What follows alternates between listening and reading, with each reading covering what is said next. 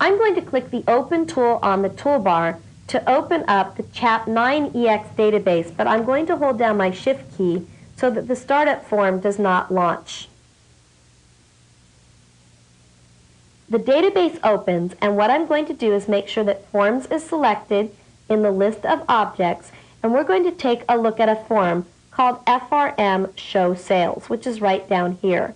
I'm going to double-click that form, and notice that it allows you to enter a beginning date and an ending date, and opt whether you're going to view the sales less than 1,000, greater than 1,000, or all.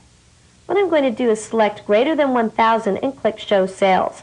And notice that right now we're only viewing 21 rows in the subform. If I select all, we're going to be viewing 67 rows.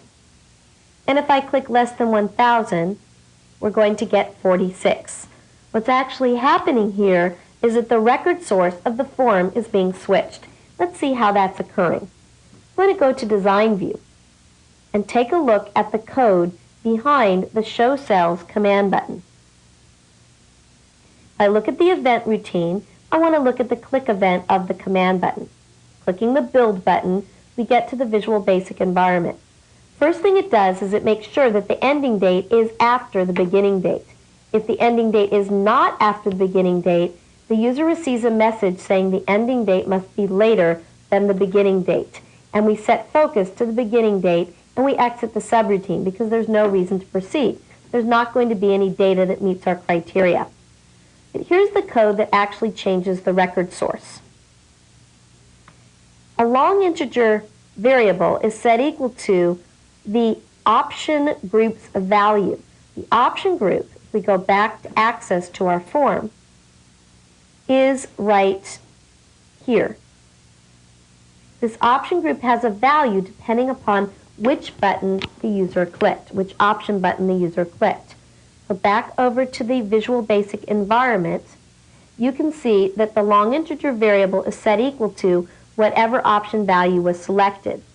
And a string variable is set equal to whatever is returned from a show sales value function, which is a user-defined function, which if I Shift F2, worries about returning the appropriate query depending upon which option button was selected. Notice that what it does is that if the first option button was selected, which is the under 1,000, the return value is QRY order subtotals dot subtotal less than 1,000. On the other hand, if it's over 1,000, the return value is QRY order subtotal dot subtotal is greater than or equal to 1,000.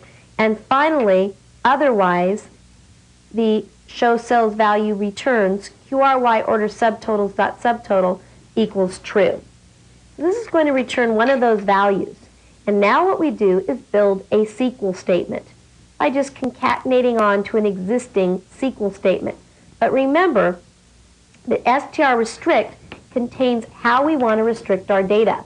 So for our where clause, we concatenate on that restriction. So that becomes part of our restriction for our where clause. We now have strSQL that contains the appropriate SQL statement. We then take the record source property of the subform control and we simply set it equal to that SQL statement.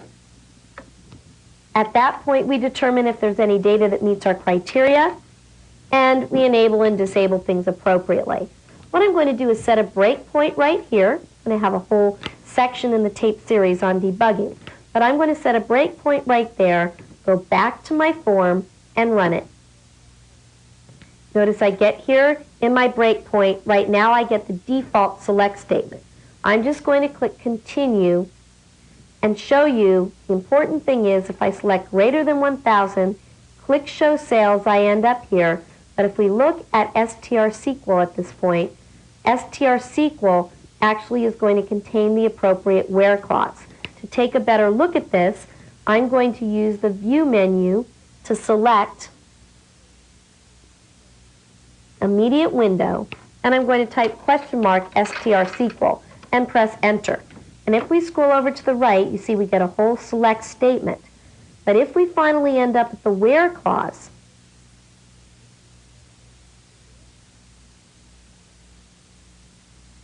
went a little too far. The where clause says TBL order shipped date between the beginning date and the ending date, and the subtotal is greater than or equal to 1,000. And that's based on what we selected.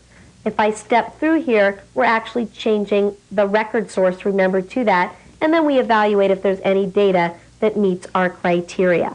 So we are changing the record source of the form on the fly. I'm going to close this form, indicating no, I don't want to save changes to it.